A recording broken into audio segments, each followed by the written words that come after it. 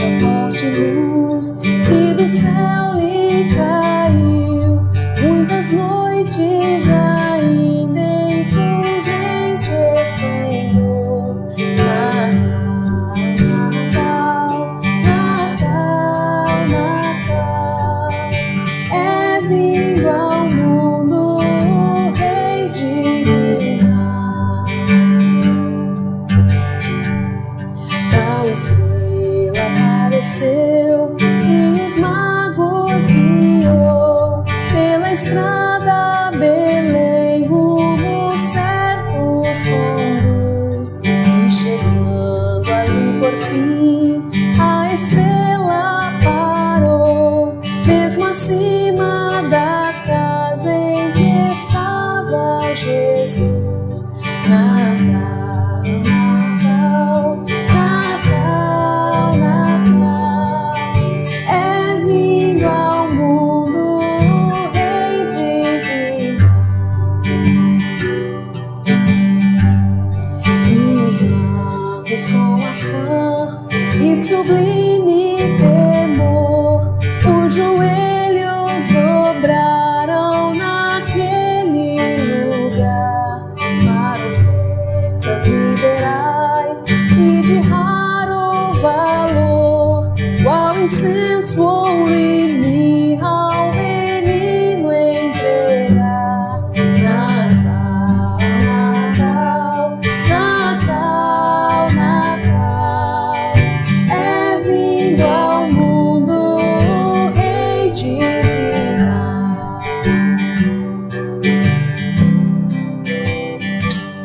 E com eles vimos nós, com intenso fervor, dar louvores sinceros a quem nos amou, adorar de coração o Supremo Senhor, que morrendo na cruz nossas almas salvou. Natal, Natal, Natal, Natal, é vindo ao mundo o Rei divino. Natal, Natal, Natal, é vindo ao mundo o Rei divino.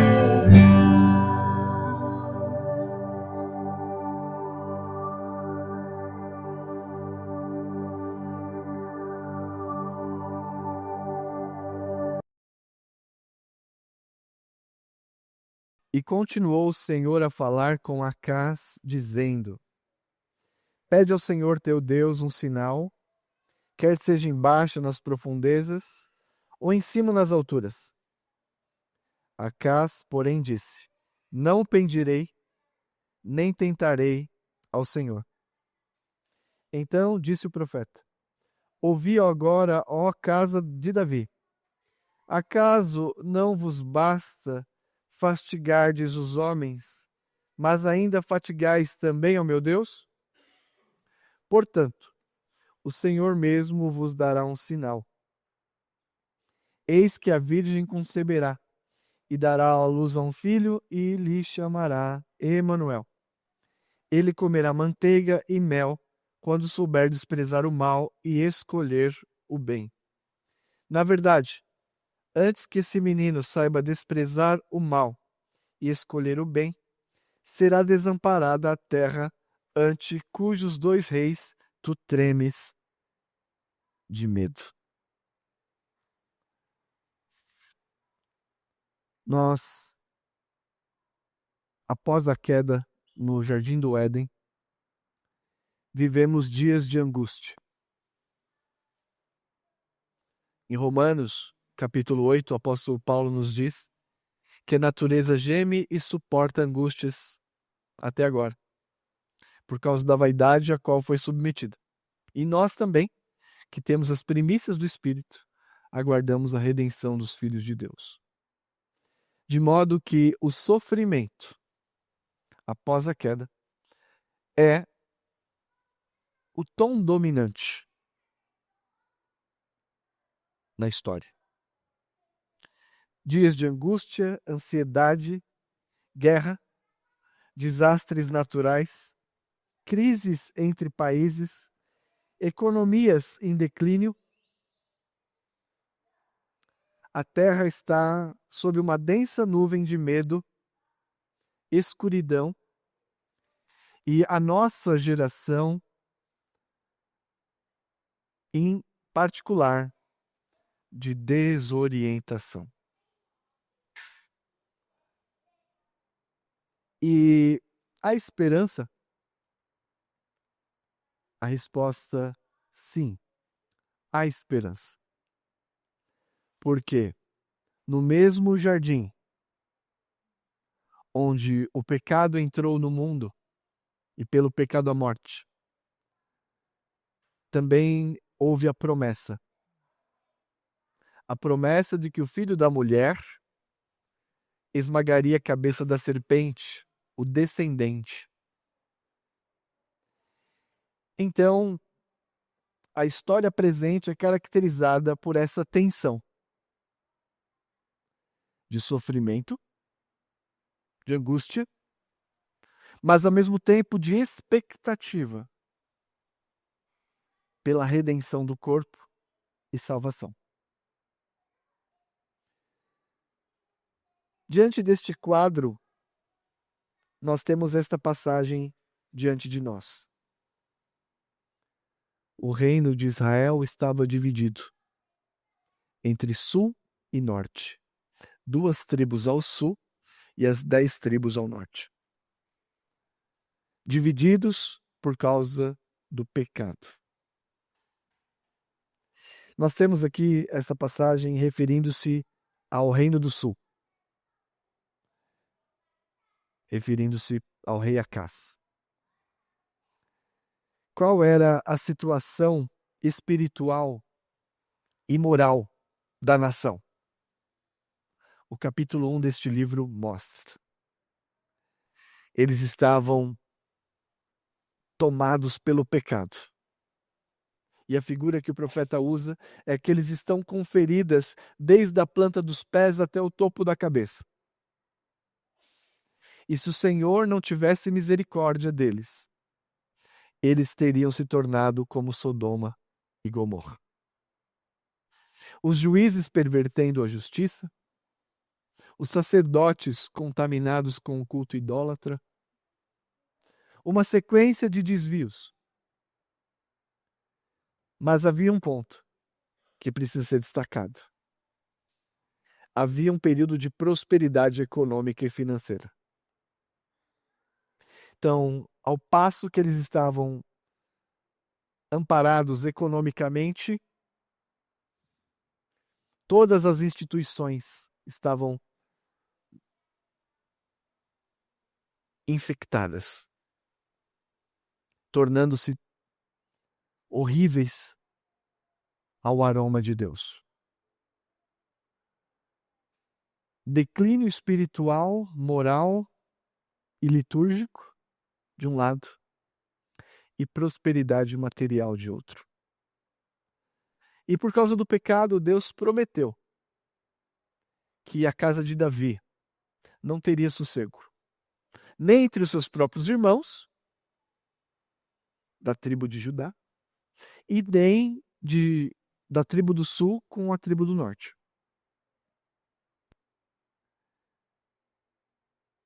Uma das expressões que Isaías usa para o contexto em que eles estão vivendo, a situação, é esta: este povo não tem conhecimento, não entende. Uma nação pecaminosa, povo carregado de iniquidade. Outro aspecto do contexto histórico, além da opulência, ou seja, estavam bem financeiramente, além do declínio espiritual, moral, social, também outras nações ao redor estavam se fortalecendo. E inimigos de Deus, inimigos de Judá, atacavam. Nesta época, nós temos a Síria e posteriormente a Assíria.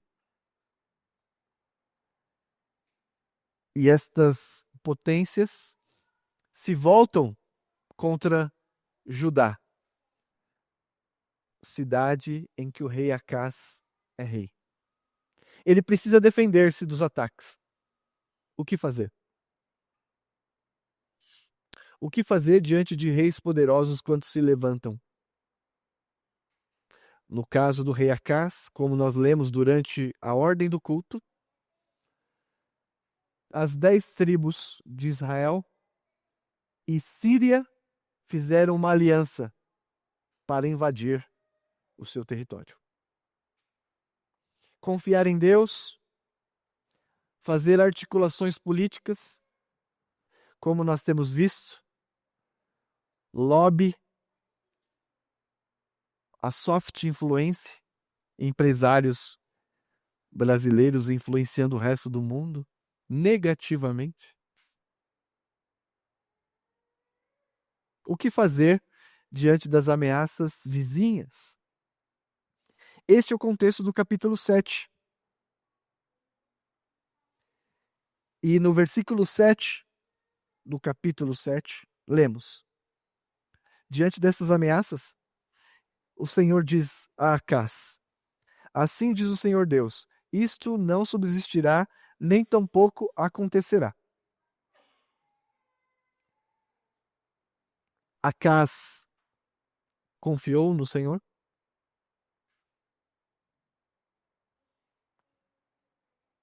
E este é o primeiro ponto que nós temos na mensagem de hoje.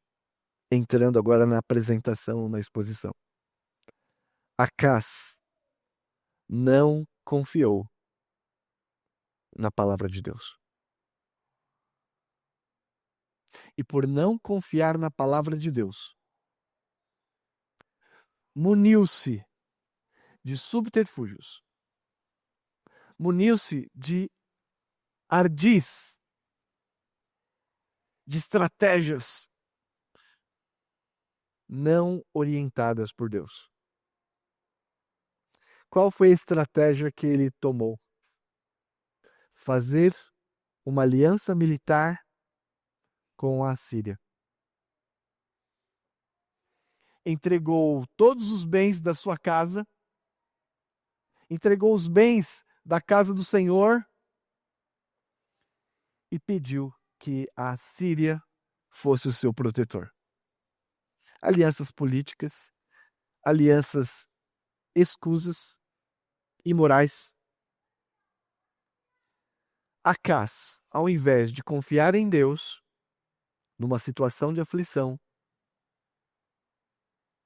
confiou nas suas próprias estratégias. É isso que precisa se lembrar agora. De novo. Acaz, ao invés de confiar em Deus, confiou nas suas estratégias políticas.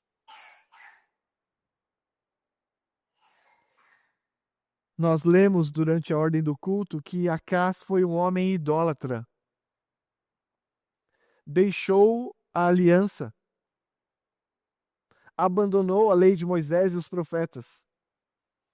Fez ídolos para si, queimou seus filhos.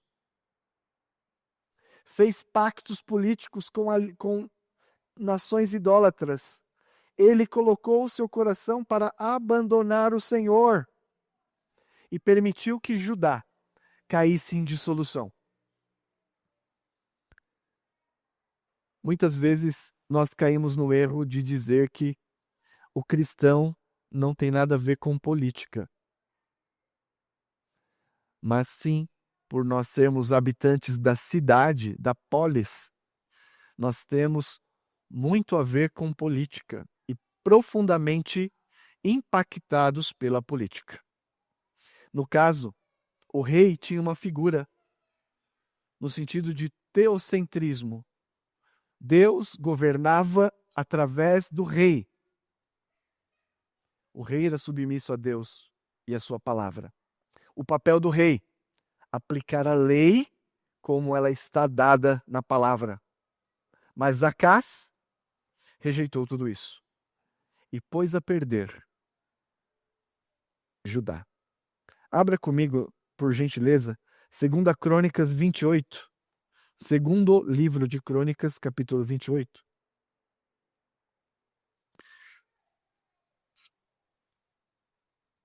Versículos 19 a 25.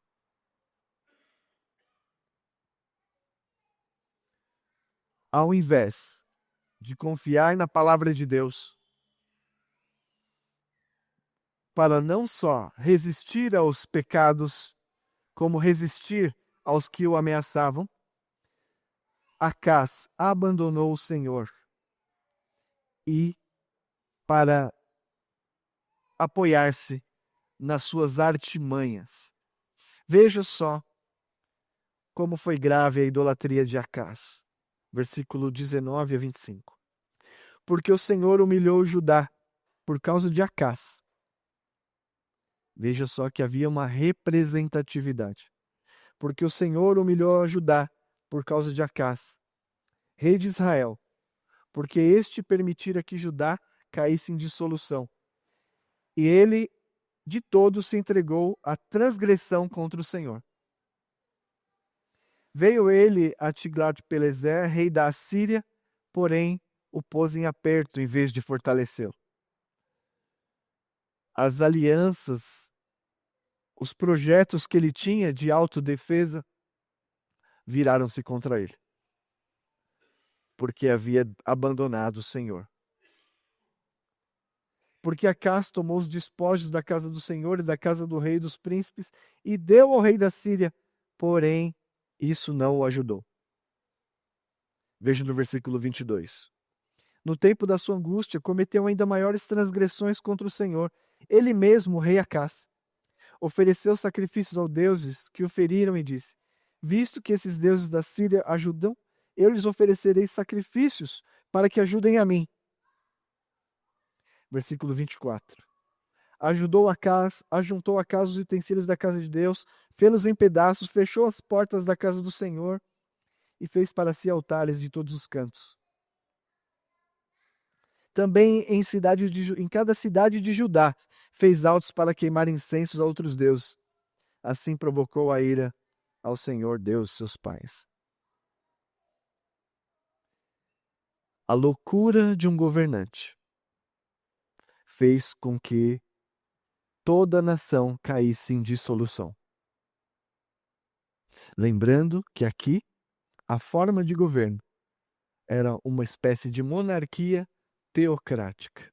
Havia um rei, a figura central de poder, mas ele era um representante de Deus, porque aplicava a lei de Deus. Acaz, ao invés de confiar no Senhor, confiou nos seus próprios projetos, nas suas artimanhas. E o resultado? Angústia, ansiedade, guerra, desastre, crise entre os países e a economia que estava indo bem entrou em declínio. Destruição completa de uma nação por causa de um governante irresponsável e idólatra.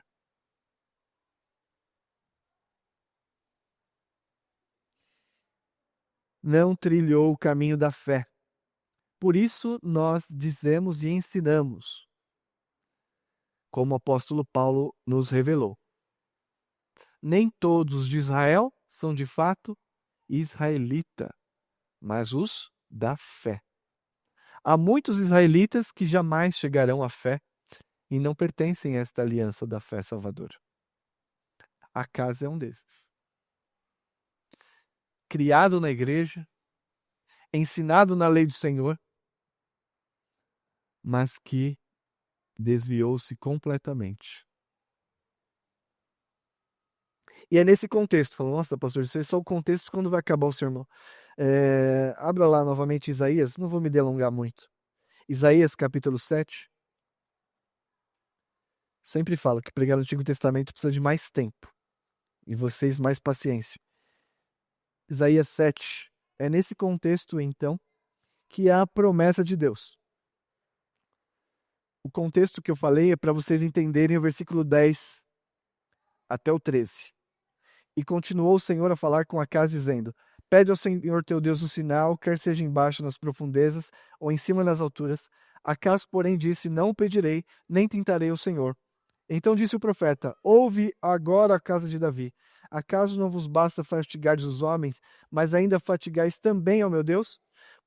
Então veja, do versículo 10 a 13, esse contexto todo e essa aplicação. Ao invés de confiar na palavra de Deus, de que nada aconteceria, ele usou seus artifícios e encaminhou-se para a idolatria completa, abandonando o Senhor. E como resultado, a nação foi totalmente desencaminhada.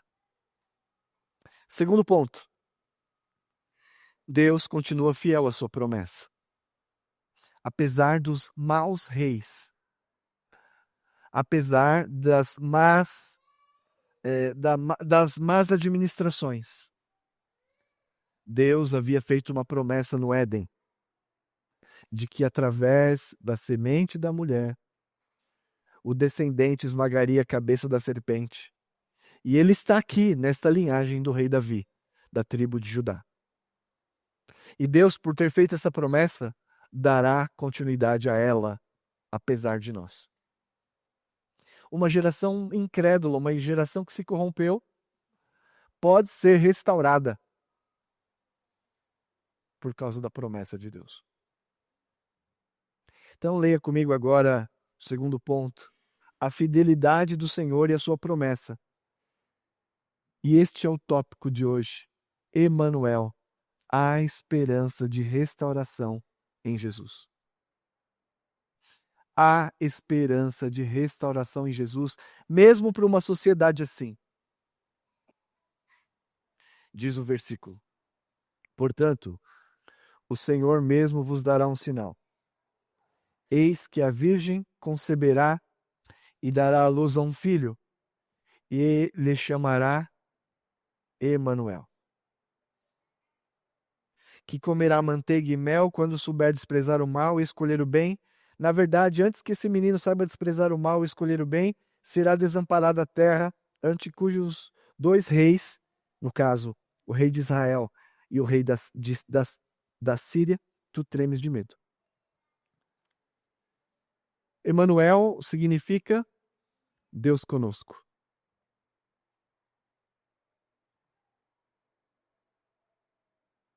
E é interessante que é in-nuel, in-el, no hebraico. A partícula in, do em, Emanuel, do e,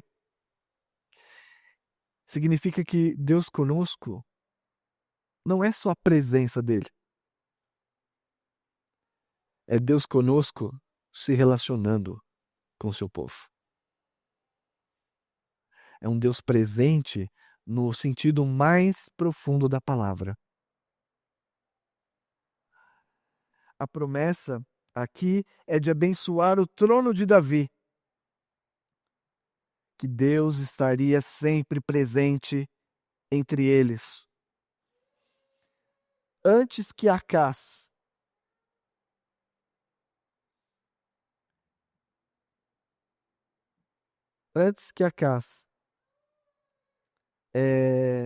pudesse reagir, Deus enviaria o Messias, o Salvador, o Emanuel. Mas aqui nós temos uma questão interpretativa que não é fácil de resolver. Quem é este Emanuel? Irmã Ivone, a irmã vai me perguntar. Quem é este Emanuel? Não é o da padaria, né? O Manuel. O Emanuel aqui, irmãos, tem duas posições mais fortes. A primeira é de que este Emanuel, o menino que nasceria, ou o menino que daria luz, seria o próprio filho do profeta.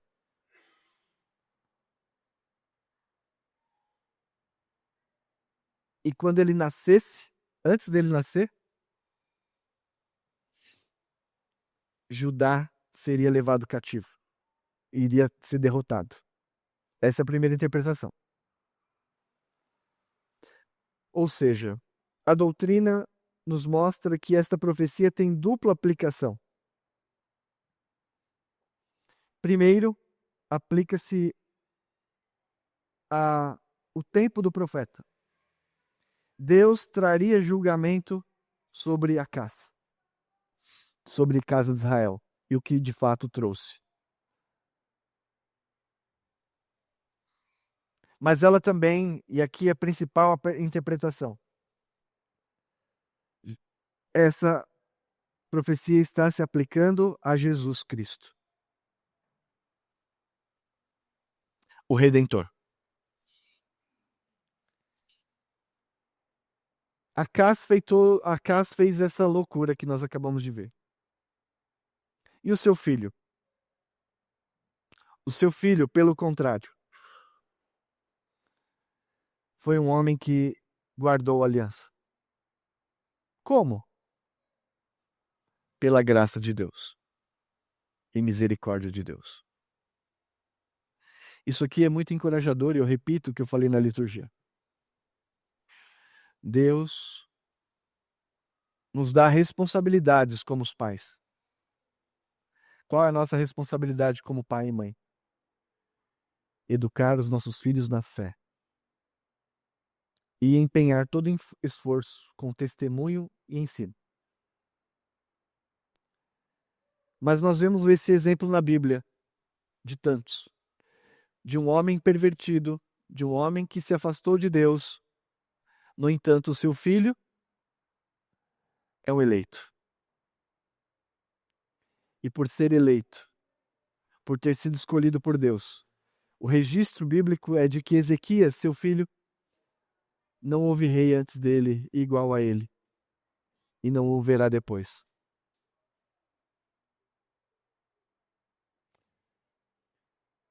Então, essa profecia aponta para o nascimento de Cristo. Jesus é o centro da revelação.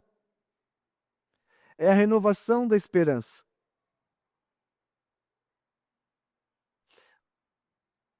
O que Ezequias faz? Quais são as obras de Ezequias? Eu lerei com vocês.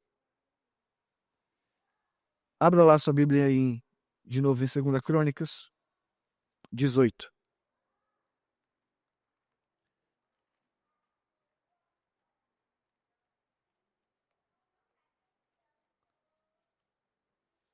Segundo livro de Crônicas 18.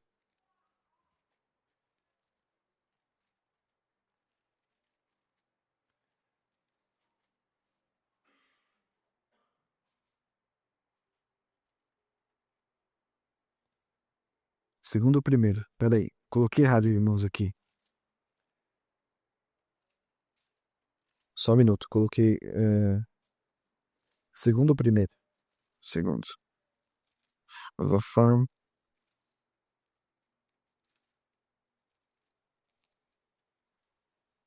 Aqui, desculpe, irmãos. 2 Crônicas 28. Coloquei 18 aqui, é 28.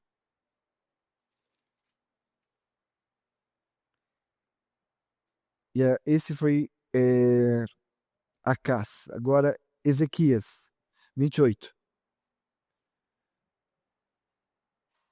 Versículo 6. 29:6, desculpa. 2 Crônicas 29:6. Porque os nossos pais prevaricaram e fizeram o que era mal perante o Senhor nosso Deus, e o deixaram e desviaram o rosto do tabernáculo do Senhor e lhe voltaram as costas. Então, tudo que Deus fez de errado.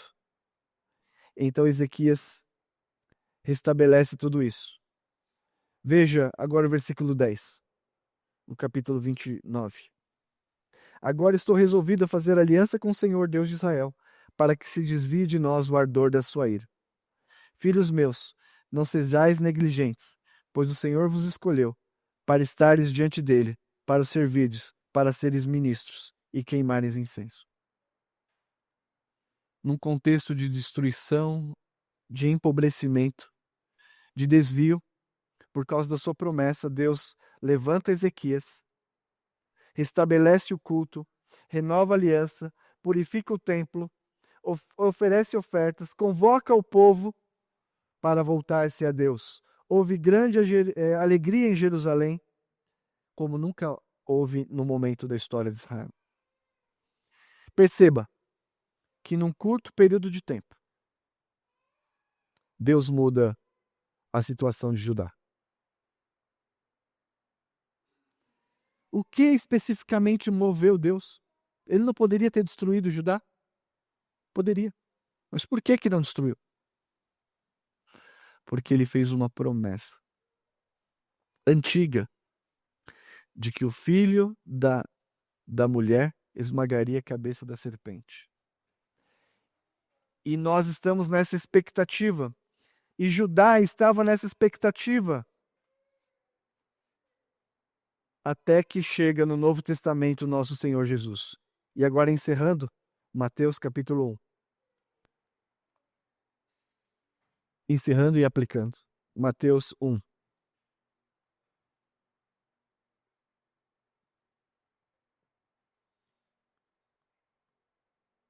Versículo 21. Ela dará à luz a um filho, e lhe porás o nome de Jesus, porque ele salvará o povo do pecado deles. 1:21. Ora, tudo isso aconteceu, para que se cumprisse o que fora dito por intermédio do profeta. Eis que a virgem conceberá e dará à luz a um filho, e ele será chamado pelo nome de Emanuel. Ainda que a profecia de Isaías se aplicasse ao seu tempo, à sua época, para avisar que Deus traria juízo sobre Acaz, e trouxe, a profecia também aponta principalmente para o nascimento do nosso Senhor e Salvador Jesus Cristo, que quer dizer, o seu nome é Emanuel, que quer dizer um Deus que se relaciona. O que é o Natal? É este evento em que uma história antiga dos profetas vai se desenrolando ao longo da história.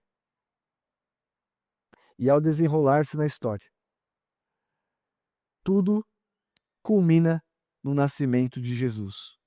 E é por isso nós cantamos esses hinos. Erguemos louvor a Deus, porque assim como Deus suscitou Ezequias para dar continuidade de esperança e paz em um período terrível, Deus também suscitou Jesus para nossa salvação e redenção. O Senhor enviou seu Filho para ser o Deus conosco. Então, duas aplicações. A primeira, a palavra de Deus, a sua promessa, deve ser o centro das nossas vidas. Acaz abandonou o Senhor, abandonou a palavra. Procurou resolver os seus problemas conforme as suas estratégias, que nós podemos chamar de gambiarras espirituais. Que tipo de gambiarras espirituais você tem usado também? O Senhor te diz na palavra para que você haja conforme a palavra. Mas você vai arrumando subterfúgios. Confia nas suas estratégias. Empenha todo o esforço para livrar-se do mal. Situações que parecem irremediáveis e perdidas. E você e eu, muitas vezes, não confiamos na promessa de Deus. Então, essa primeira aplicação, que a palavra de Deus, a sua promessa, dirija o seu coração para que você não se apoie nas suas estratégias.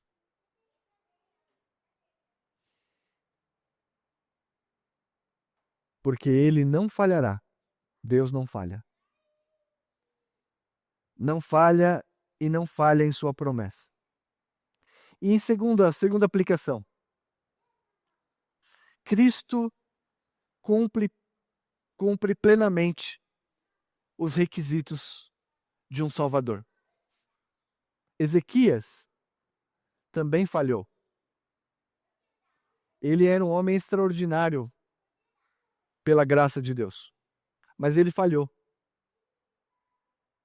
Vocês vão ver no finalzinho da vida de Ezequias que ele falhou. Davi falhou. Acás falhou. E todos os reis de Israel falharam. Todos nós falharemos, mas Jesus não. Ele é Deus encarnado. O profeta o chama de maravilhoso conselheiro, Deus forte, Pai da eternidade, príncipe da paz. E ele, nosso Deus, demonstra longanimidade. Veja só a bondade de Deus. O quanto o povo de Judá se desviou. O quanto ele foi longe nos seus pecados. Mas Deus não os destruiu. O Senhor suscitou um descendente, o remanescente.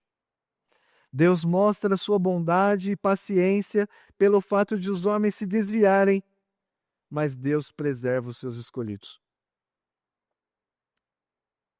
Então, neste Natal, nós vivemos um tempo de desesperança. Em vários aspectos. Desesperança e desorientação. Mas que você olhe neste final de ano, neste Natal, para o Emanuel. Deus providenciou nele tudo o que precisamos. Descanse nele. Confie nele. Ele veio como Salvador perfeito. É o Deus conosco. Que Deus o ajude. Amém.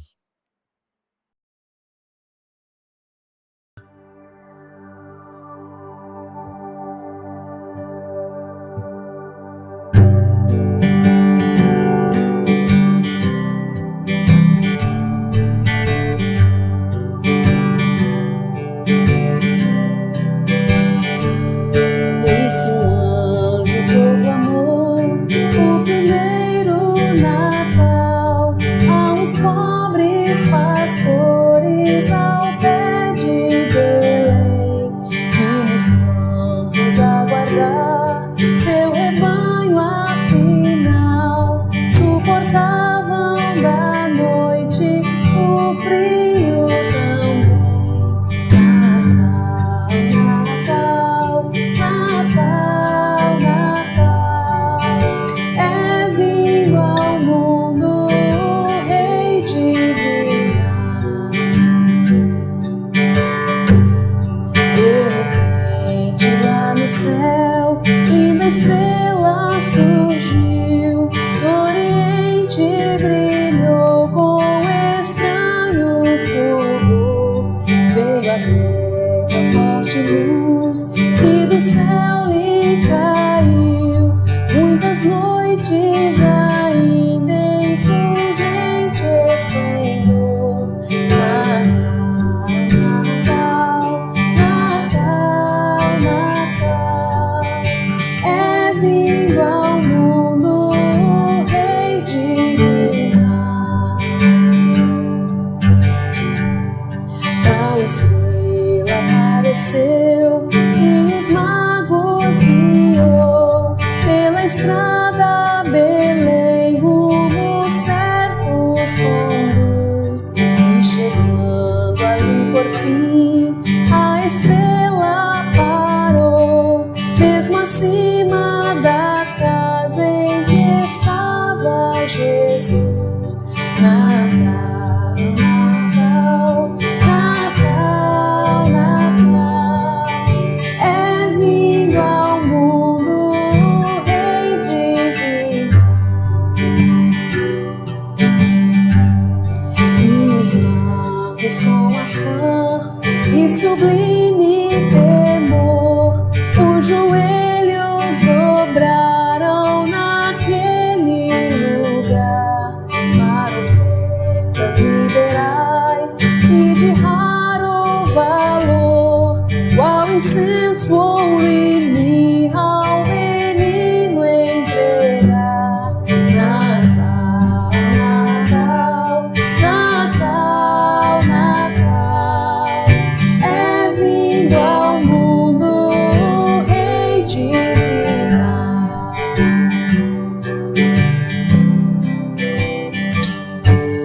com